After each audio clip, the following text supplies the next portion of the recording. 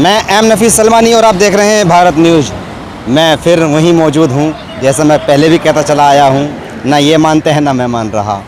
बहरहाल कुछ मुझे परिवर्तन की सी महक आ रही है और इस परिवर्तन के बारे में मैं आपको बताना चाहूँगा।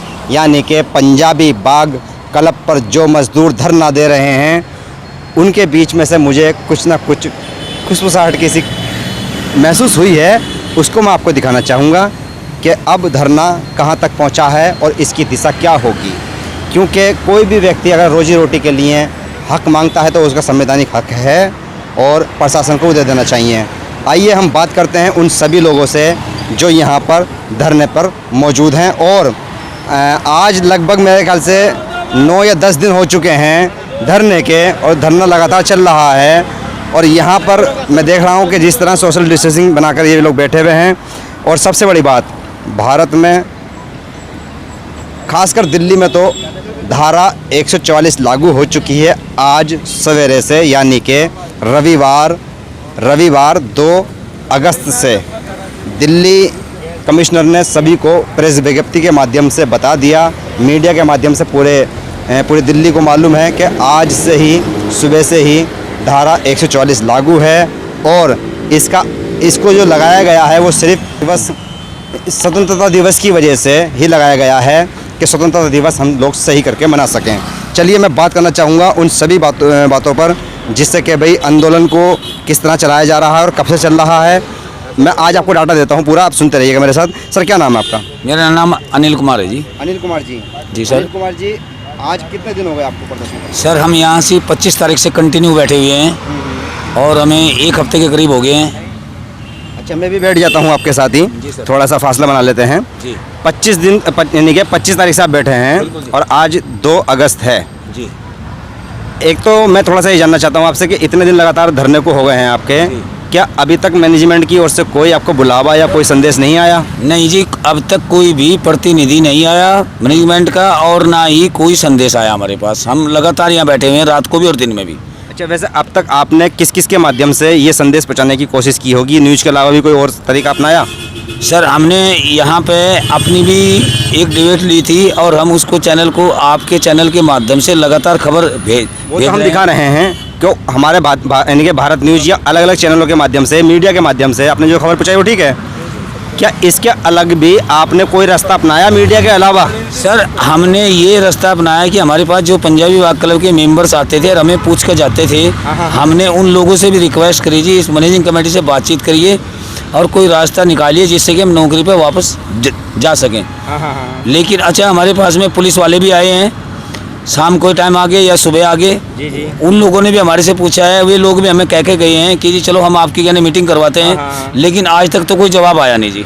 अच्छा, बिल्कुल नहीं आया, कोई जवाब नहीं आया? नहीं जी। अच्छा, भारत में भाई भारत में इस समय माहौल बड़ा लॉकडाउन का चल रहा है और राज्य सरकारें अलग अलग गाइडलाइंस जारी करती रहती हैं, दिन पर दिन पता नहीं पड़ता कब क्या हो जाता है।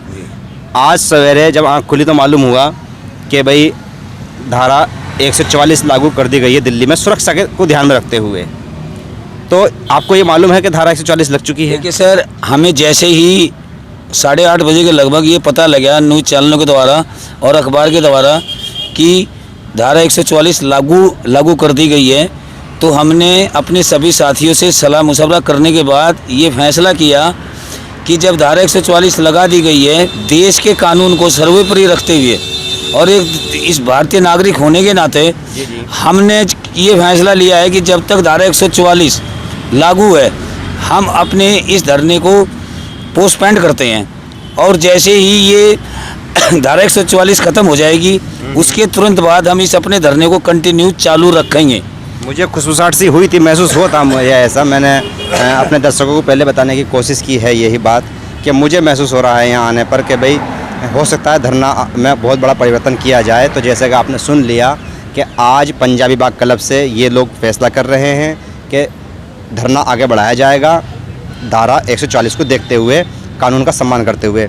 मैं थोड़ा सा ये जानना चाहता हूँ अनिल जी आपसे कि आप पोस्टपोन कर रहे हैं जी, आपके 55 साथी हैं जी, 55 के 55 साथियों की एक ही राय और एक ही मत हुआ है?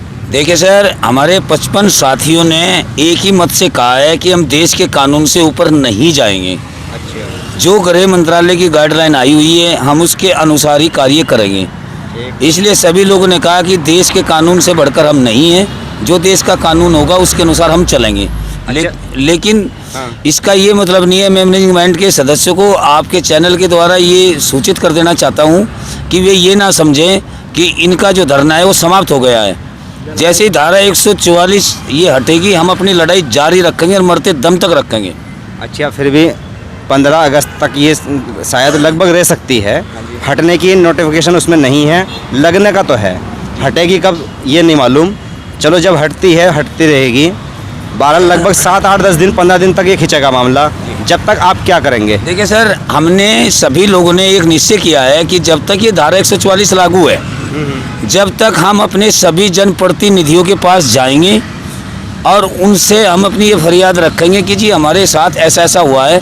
उसमें हम एलजी तक भी जाएंगे, गृह मंत्री तक भी जाएंगे, मुख्यमंत्री केजरीवाल तक भी जाएंगे और जो हमारे यहाँ के सांसद हैं उन तक भी हम जाएंगे। ज़्यादा से ज़्यादा जनप्रतिनिधियों के पास हम जाएंगे। ये हमारा आंदोलन हमेशा चलता ही रहेगा, रोज़ चलेगा, कंटिन्यू चलेगा। जैसे कि भाई अनिल जी ने बताया है कि भाई ये बहुत बड़ा परिवर्तन मुझे नज़र आ रहा है। मैं आपको बताना चाहूँगा कि जनप्रतिनिधियों तक पहुँचना, एक तरह से डेलीगेशन बना के जाना।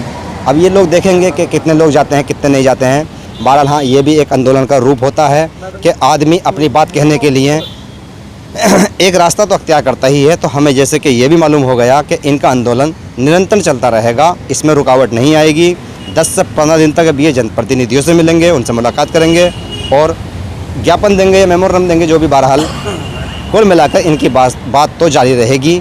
तो दिखाने का मकसद यही था कि अब आंदोलन यहाँ से 144 की वजह से, दफ़ा 144 की वजह से इसलिए स्थापित किया जा रहा है कि देश का कानून और सुरक्षा व्यवस्था सर्वोत्तम है। मैं एम नफीस सलमानी और आप देख रहे थे भारत न्यूज़।